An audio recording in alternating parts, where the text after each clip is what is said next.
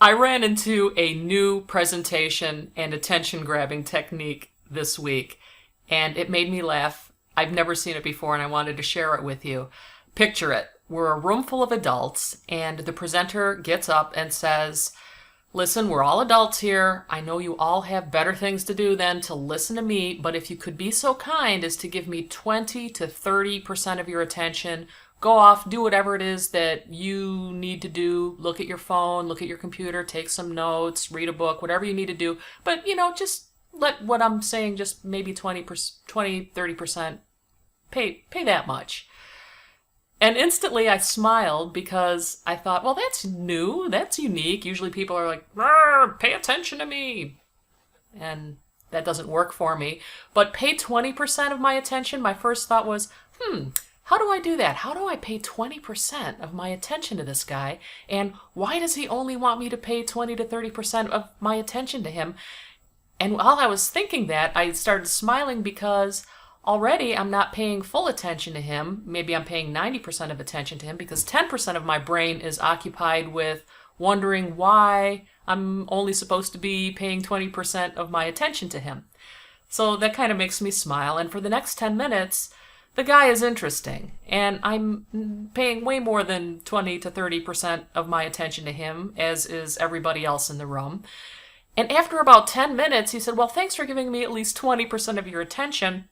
We're at the 10-minute mark, so I'm halfway done. If you could at this point, what I'm going to say next is a little more important, so if you could just bump that up to 60 to 70% of your attention, that would be great.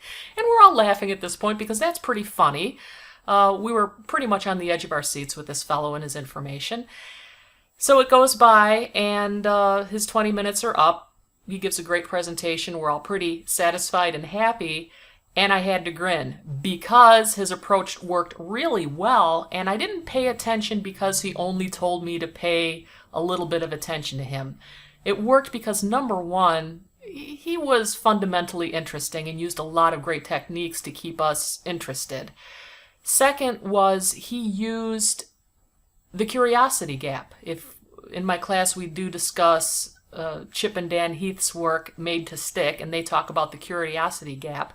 And I had a gap in my own curiosity that needed to be filled, and that gap was, how do I pay 20% of attention to somebody, and why is this guy only requesting 20% of my attention? Is he going to be uninteresting? Is he going to be interesting? My brain had to find out, so I was starting to pay more attention to him. So he used the curiosity gap technique really well, in my opinion.